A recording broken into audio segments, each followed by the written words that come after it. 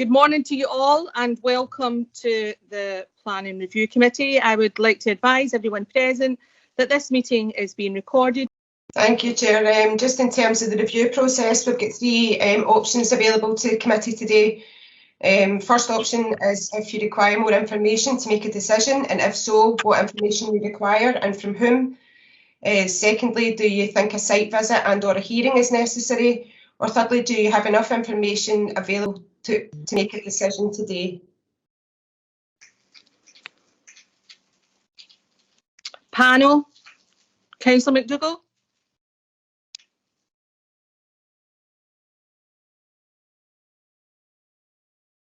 I have, sorry. Sorry,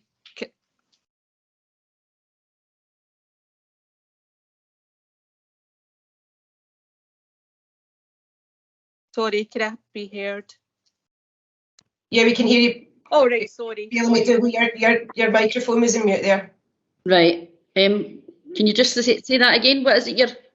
Essentially, you get three options. It's whether you feel you've got enough information to make a decision today, or if you feel that a site visit is necessary, or if you need further information, and if so, who it would be from. If you feel you have enough information, if you can just stipulate that, and then we can move on to the first item, or alternatively, if you don't, you can let us know. I feel that I have enough information, Chair, to proceed. Thank you, Councillor. Councillor Andrew? Yes, I agree. I think we've got enough information in front of us to proceed. Okay, that being the case, we'll move on to the first item, which is the site between 48 to 66 Buzzy Road, and it's for the erection of 4 detached dwelling houses with detached garages. Just to advise the committee on this item, due to an administrative error, I think an original notification of the meeting was sent for the 21st of September. Then a subsequent notification was sent on the 1st of September, notifying interested parties that the meeting would be held on today, 7th of September. As the notification is less than ideally we would normally have according to the regulations, the committee should consider whether sufficient time has been given to interested parties to be organised to attend the meeting today, and consider whether we should go ahead today or should continue the item to give interested parties more notice to attend. Thank you. Thank you, Mr. Taylor. Could I ask the clerk, would I be right in stating that even if we were to delay this, it is of no benefit to the viewers, for they still wouldn't be able to speak or take part in any meeting, even if it wasn't on Zooms? Yeah, just to clarify, Bailey McTaggart, yes, I mean, people obviously, as a public meeting, they are entitled to attend, although we don't have any representations vocally from any member of the public. The only time that would be is if committee had decided to go for a hearing, which obviously we've discussed at the terms of the process at the beginning there, which we didn't feel a hearing was required. So in terms of the committee today, no, people are in attendance. I can see them online, but they're not allowed to make any form of representation. On that note, can I, before I allow other members to speak, can I just state that I have read all the papers, and I've just declared that I have enough information to make any decisions that I make today, that I have read all, even the concerns that come in after the deadline date. I have enough information for this to continue today's date. Can I ask Councillor Andrew? Thank you, Chair. While it may seem rather stuffy and process driven, my sense of this is that we should seek a continuation and hear this on the 21st. Thank you, Councillor Andrew. And Councillor McDougall, please. Thank you, Chair. I feel that I have read the papers and the objections, and I feel that I have enough information at hand to proceed going forward. Thank you. On that note, Mr. Taylor, do you want to come forward? Yeah, I'll just share the presentation with the committee.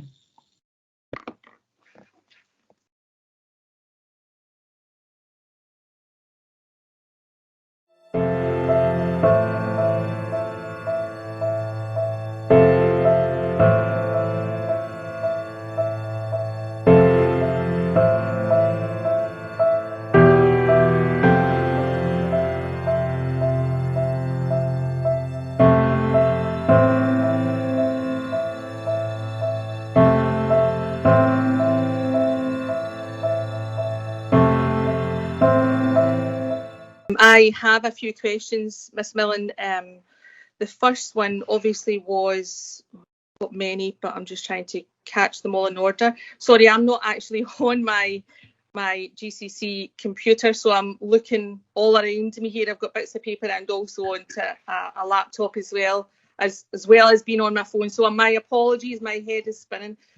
Could I firstly ask, there seems to be some debate about trees, because what you're saying is there's trees there, but what has been mentioned within the information that I have read, there is no trees, or there's no mature trees. Miss Millen? I think the issue is that, I mean, there are definitely trees along the road front, and there's definitely a stand of trees, you know, within the site. I think what they're trying to say is that they're all just kind of small, inconsequential trees that aren't mature. The issue we have is that they haven't provided us with any tree survey or anything that actually demonstrates whether they're mature trees or not. So we can't make an assessment of whether they would need to replace them, or certainly the landscape architect in their response had said that the loss of the hedgerow was a concern to them. But I am just, the applicant is, however, content to accept a planning condition that agricultural survey is undertaken. Right, that's fine. That's okay.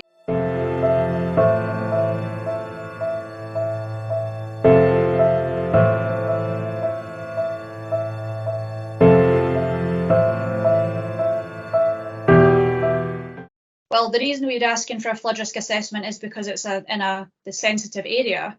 And also, as I say, there was a previous application that was refused last year, and one of the reasons of refusal for that was that they hadn't provided a flood risk assessment or drainage impact assessment.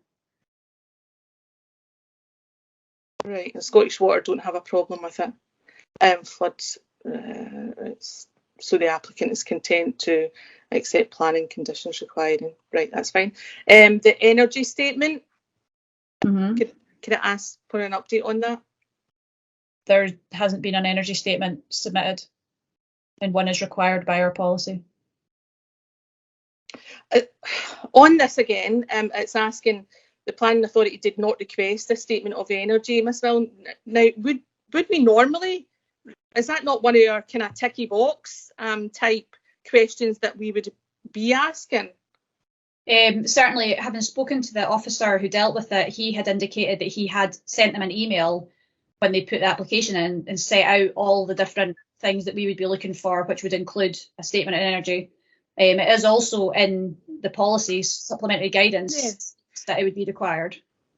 Well, I'm not really sure why they haven't provided it, because what they're saying here is that the meet confirms that the development has been designed in accordance with all regulatory requirements of the gold standard to reduce the need for energy.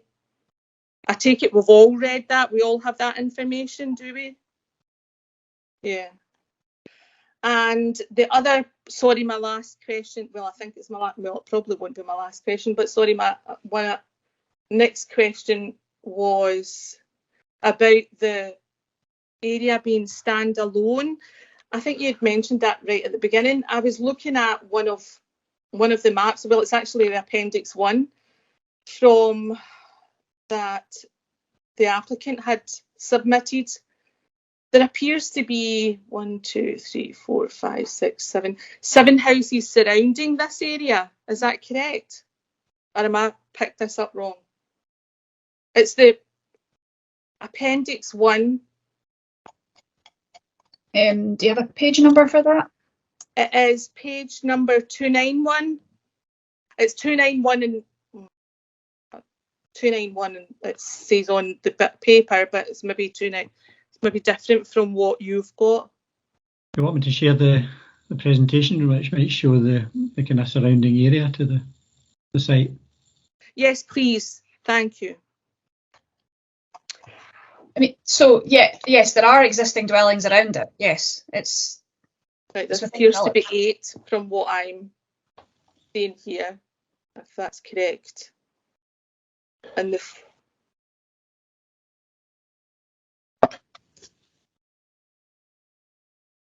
all fairly new.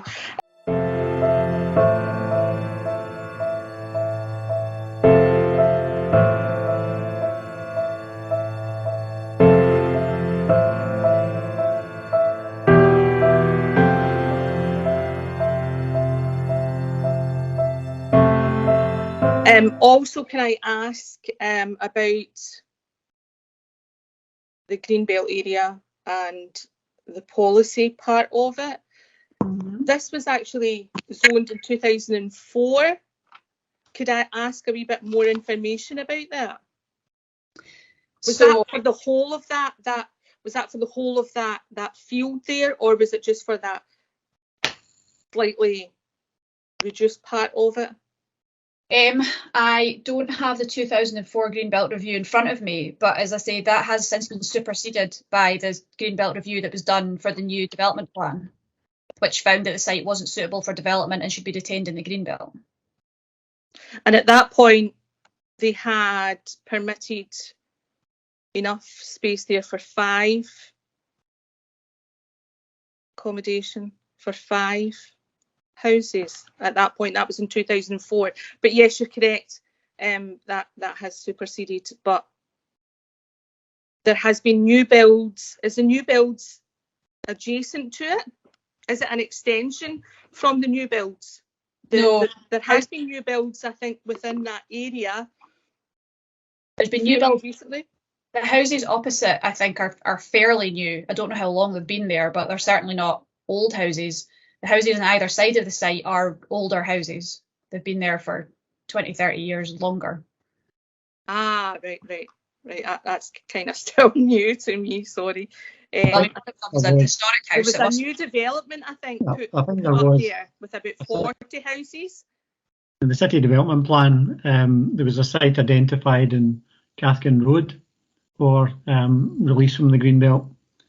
So that has now got permission and is under construction. And then there was a previous plan, there was a site to the south of the village where there was additional housing built.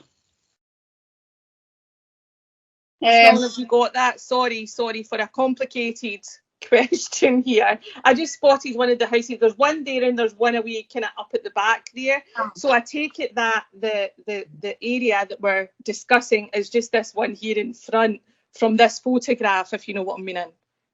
Yeah, that's right, okay. On the left hand side is number 48 Busby Road, and the site continues on off to the right of that picture. That's not the whole site. Actually, the picture on the page before gives you a better idea of the entire site. Beautiful. Absolutely gorgeous, yeah. Thank you. So, right, okay. Because I had read from one of the objectors about the materials that would be used, that it wouldn't be in tune with the conservation area. Do you know what? I'm not even going to try and remember what page that was on or from what. I can't remember now. Was it maybe one of the objections? But those houses look absolutely stunning. Right, so yeah, right. Sorry, any other objections, any other questions, sorry, from the panel? Councillor Andrew? Thank you, and I'll come on next. I would want to uphold this appeal, and given the fact that I've still got that page 37 up, given the fact that it enhances the most beautiful conservation area, and that will enable the families. I'm just thinking about the families within that area that's going to be able to remain within that area and not move out of Glasgow to get the building and the space that they require, and still be within their family units and still have family surrounding them. I know it's not a planning matter, but I know having family for childcare and stuff is hugely important, especially in today. So I would wish to uphold this, given that I've read through some of the suggested recommendations. I am fully satisfied that the applicant has stated that a statement of energy would be of gold standard. Scottish Waterworks, there isn't a problem. I just think it's an exceptional economic justification that overrides just for those. I mean, we're not talking about a huge house builder here. We're talking probably somebody local that's perhaps, I don't even actually, I mean, is it somebody local that's going to put in for local people? One would imagine, and one would imagine that for the 40 houses that are still there, that it's still the 40 people who would seek to live in those houses are people that are from that area, are from that village, that gorgeous village. So no, I'm content to uphold it. No, thank you, Chair. Satisfied to make a decision? Yes, I'm quite happy. Do you feel satisfied to make a decision? Yeah. Thanks, Chair. Yeah. Councillor Andrew? I think we should reject the appeal. I don't think the case has been made that mitigates the loss of green belt. I think there's the lack of an arboricultural response, the fact that they've not responded to the issue around flooding and whatever. I think we should reject the appeal, particularly on the green belt loss. Yeah, thanks, Chair. It was just to see if we can get clarification from Bailey McTaggart, a reasoning behind our view on this case. Yeah. That it should be expressed in terms of whether it meets any of the exceptions to the presumption against development in the Greenbelt, and in relation to the loss of trees on the site. So we have to be careful that we express our views in those terms, because Greenbelt policy, there's a strong presumption against development, and if we are citing an exception to that, we have to be clear about what that exception is. Yeah, I'll get the terminology to you. I'm just thinking there is always exceptions to the rule, and that's why we have the review procedures. I think the exceptions are quite specific in the policy. That's the only thing I'm trying to think of, Bailey McTaggart, and it should be meeting one of these exceptions if we are to go override a strong presumption against development in the Greenbelt. We need to be quite clear that it meets one of those exceptions, and it also addresses the issue of the loss of mature trees on the site, because we didn't have the information which made the case, in a sense. I think the applicant, though, has already stated that there aren't mature trees, and even although they have stated that, they're still willing for I think we would assessment to be carried out. I think you'd require a tree survey, Yes. establishes the health of those trees, but not just And the I would be assertion. able.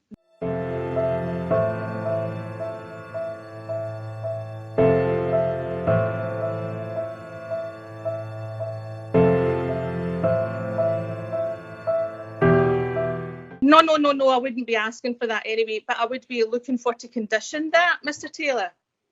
I think that's probably a key piece of information that should be before the committee before making a decision, rather than leaving it for a condition. To be clear on that, it's information that should be to establish the health of the trees and to provide a justification as to why they could be lost, and that isn't there at the moment, and conditioning it I don't think would be appropriate in this instance. So you're making a decision on the basis of that the trees can be lost. Just to be clear on that. I'm just looking for this part within the information. If I will go over to Councillor McDougall just now for if she wants to make her decision, and I'm just busy looking for this on this screen. Thanks, Chair. Can I ask what it is you're actually moving? The decision for to Leo give us the correct terminology. Yeah, no, it's just the same as any other planning committee, Bailey McTaggart. You're either approving the planning permission or you're rejecting the planning permission. Bearing in mind, yes, this is an appeal, but it's actually a fresh decision from yourselves, whether you reject, refuse planning permission, or you're wishing to approve planning permission. I think what Sam Taylor is obviously trying to give you guidance on is that you need to give those planning reasons for that decision. So my understanding is that Bailey McTaggart is wishing to approve planning permission, and that Councillor Andrew is wishing to refuse. Bailey McDougall, obviously we still have your decision. Yep. I think I'm of a mind to approve this. Sam, could we? I'm just trying to find where I had that on the screen.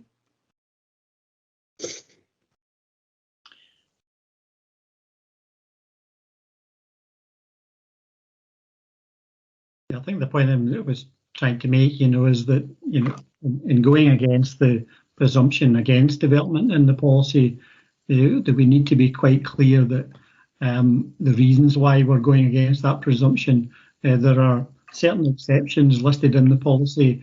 It doesn't appear to meet any of those exceptions. So the committee, if they're wishing to grant planning permission, has to be clear for going against that strong presumption. I think, given that it was in 2004 able to meet the standard then, and it was granted permission then, I think it's only a matter of time, given the fact that there's houses only a couple of feet away from it. We're only talking about 4 or 5 dwellings. We're not talking about a whole estate. Just to be clear, Bailey McTaggart, it wasn't granted plan permission in 2004. But it was given permission not to be greenbelt. It wasn't given permission. There was a greenbelt review, and that review concluded that limited development up to 5 dwellings could be permitted. As Ms Milne said, the most recent greenbelt review, which informs the current plan, was of the view that the area should be retained as greenbelt, and our advice would be that the most recent greenbelt review, which informed the current adopted development plan, would be the one which we would place most weight on.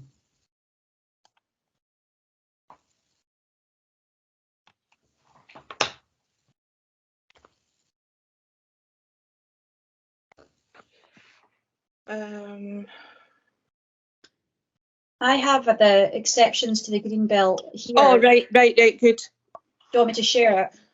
Please, if you don't mind. Wait, what page are you on, Miss Milne? I've taken it off the website. it's in here somewhere out of one of the 5,000 pages to be getting the terminology correct. Hopefully you should be able to see that now.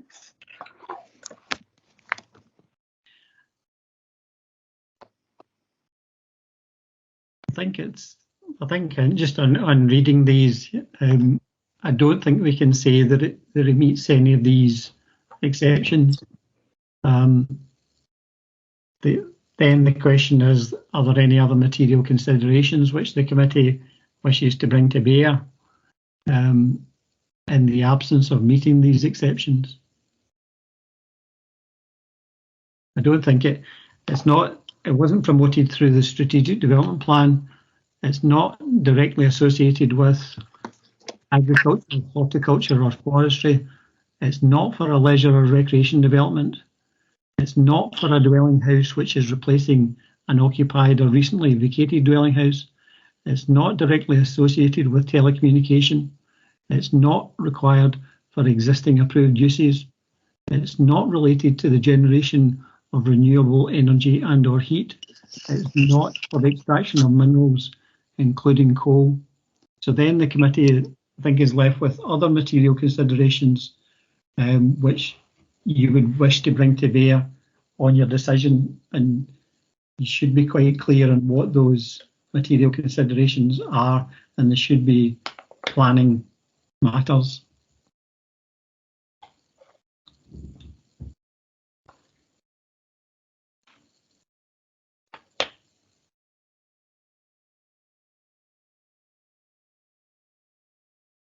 The planning standard.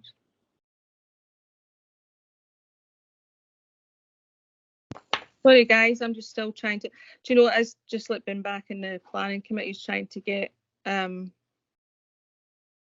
the hoof. Councillor McDougall. Yeah, Chair, would it be that the economic material consideration outweighs the policy consideration? I don't know. I would certainly advise, given the small scale of the developments, 4 houses, it might be quite difficult to make a case that there's a significant economic benefit which would accrue to the city, which would Greenbelt policy. Sam, I would ask for your advice on this, but obviously you've heard my views on it. I do think it should be overturned, and for the reasons that I've given, simply because it is a strip of land that had been granted not as Greenbelt and for it to be approved. There is houses like adjacent to it. The applicant has appeared to me to be compliant and has said he's going to comply. My main concern is, though, it's going to enhance the conservation area as opposed to detract from the conservation area, and it's going to enable families. Now, ensuring that families are able to remain within the place of perhaps growing up, or to allow their families that might not be planning terms or terminology, but I'm not sure if you can put that into a planning term or terminology, but that's exactly what I'm meaning. Yeah, maybe get through those in turn. So the 2004 Greenbelt Review, the view is that because that identified the site as having potential to accommodate 5 houses, that should outweigh the most recent Greenbelt Review, which informs the current development plan. So a 2004 review, is that your position? I think it's only a matter of time before it is opened up again, and we are coming into a new phase, and I think that it will be opened up again for it to be reviewed. It's only metres away from other housing. We are only talking for 4 other houses. I think there is economic justification, like Councillor McDougall has stated. And I think that outweighs the decision that's been made. Just on There that, is a need for family housing. There obviously is a need for family housing that people are. I wouldn't imagine that people are wanting to build in there just for the sake of losing money.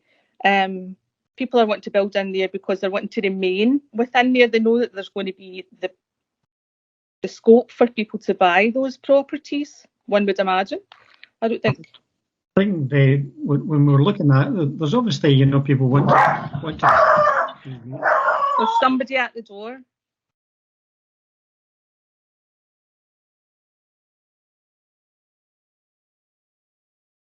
He's obviously a way to answer it. I think as a committee we've got to be pragmatic and flexible, and I think during this time over COVID, families have had to come together, and I just think it's an important time for families to stay together. Apologies for that interruption. Yeah, the point that he's making, obviously, you know, we want people to remain in the city, and people have a desire, you know, to buy houses.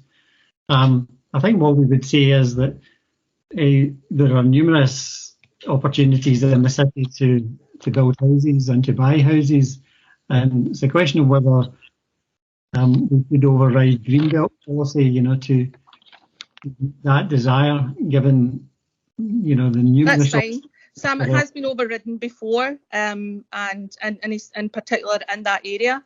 That's fine. I think there is justification for that, and if you've got any planning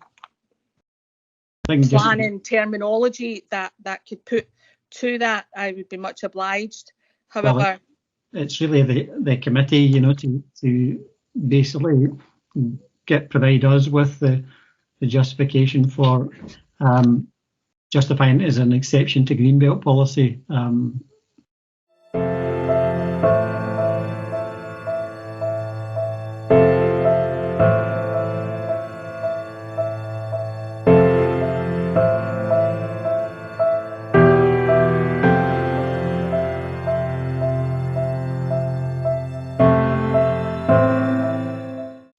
The other cases that you're talking about, there have been releases from the Greenbelt through the development plan. So I think that's the difference here. Those were planned releases. This is a planning application and an appeal. It's not a planned release. So if we're going against Greenbelt policy, we have to be clear on the justification for it. And if it's we only put through and within our planning, and I know this isn't for this, and every individual case is different, but there was a queue of waiting. Like there was for Greenbelt, it was Rob Royston case, and there was like 500 on the waiting list. There was 300 houses only to be built. You know, people are moving up to it, and I know there's the need, and I am all for people building social, easy, affordable housing, but that I am also aware, I've been in politics long enough to know that people then are able to move and shift and move up the housing ladder, so to speak, to enable the houses at the bottom rung to be freed up and be made available. So there is, I am well aware, because my caseload is full of homelessness, so I am well aware of homelessness and housing issues, and about freeing up other properties. Councillor Andrew. Thanks, Chair. Yeah, I suppose just to make the comment that the development in the Auchinleir and Rob Royston Road, that was identified in the 2017 CDP as developable Greenbelt land, and what we've got here is there has been, within the 2017 plan, there was some development has gone on in Cathkin Road in Carmunnock, so there has been development on the Greenbelt land. This parcel of land was not identified within the 2017 plan as to be open for development, and I don't think, you know, personally, I just don't see there has been the mitigations here to to accept this planning application. I think we should refuse simply on the basis that there have not been the mitigations made in terms of protecting greenbelt land, and that's my reason for refusal. I think it's quite straightforward to me that we should be refusing this because we want to protect our greenbelt, and in this day and age of climate emergency, perhaps we should be, doing as much as we can to be protecting greenbelt land while opening up as much brownfield sites to development. I absolutely accept your points around building more homes. We clearly need more homes to be built of all tenure types. From what these will be certainly very high end. There's no question or doubt about that. But that's we need all sorts of home types, but where we can, we should be developing on brownfield sites. So my reason for refusal is just that I don't think mitigations have been put in front of us that would justify taking another bite out of the green belt. Thank you, Councillor Andrew. Councillor McDougall, do you have any more to say? No, I think I've said, I think the economic material considerations outweighs, and I think it would only be good for the area. Thank you. Back to Sam.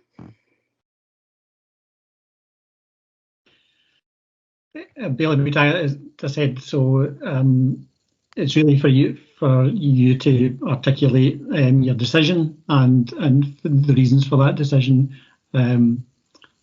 So I'm taking from what you're saying, and Councillor McDougall, that there's an economic justification which I'm not sure about, but that's her view, and the 2004 Greenbelt Review identifying the site as having potential for development outweighing the most recent Greenbelt Review, and the need to retain families in the city. And some of the key points that I had written down throughout reading it reflects and complements the existing pattern of building development within the Busby Road. I have also key pointed it's surrounded by development already and over the 3 sites. And obviously we've done the trees story, and that can be conditioned and it will be conditioned. And just again, it's difficult for young families, isolation, neighbourhoods, and I only see that as a matter of time. I think that it will be brought in. I'm not a clairvoyant, but I think, given that it was on scope for 2004, I think that it is only a matter of time that it is brought in, and why not now? It's not designated as a site of special landscape importance. Hasn't been. Some of my other notes, it's most certainly not opening the floodgates to a housing developer. We're talking only a few houses here. And given the green environmental, it's better to be open space, more healthy living. It's not flats or tenements, or it's small developers and small holdings, and the economic justification. And it would enable people not to leave the area, better green and open space living that people are just absolutely desperate for, and even more so now given the year or two that we've just been through. And I think it's only a matter of time before that's changed. And I think on this committee we do have the scope to be pragmatic and flexible, and that I'm going to be today. We have the material justification to grant this application.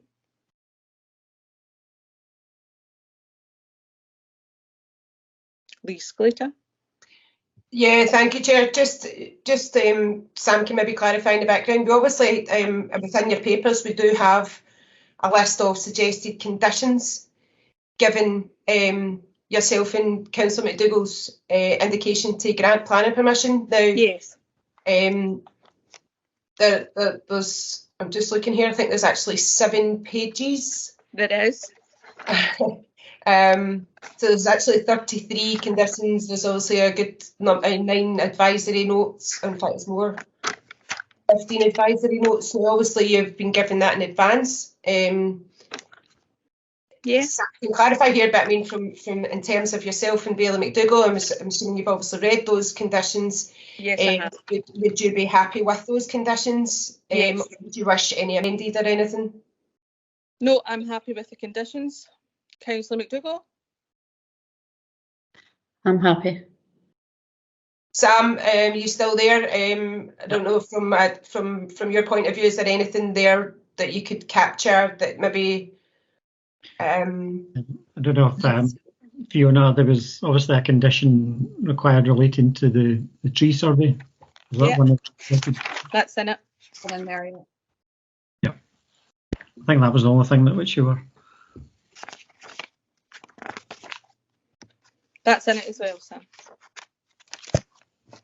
And Yeah, I think that's condition number 3, I think. Yeah. And the energy statement as well. Gold. yep, that's in there. Okay. And flood risk and etc. etc. So I think we're okay there.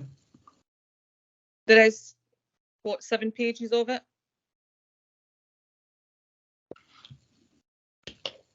Okay. Well, if committee are happy with those conditions, then planning permission will be granted using the conditions as set out in your papers. Yes. Councillor McDougall? Yes, Chair. Councillor Andrew? I don't agree, but Would you like your dissent recorded, Councillor Andrew? yes, please. No problem. If that's everyone consent, then planning permission will be granted subject to the conditions as detailed in the report. Can we move on to item 2, please?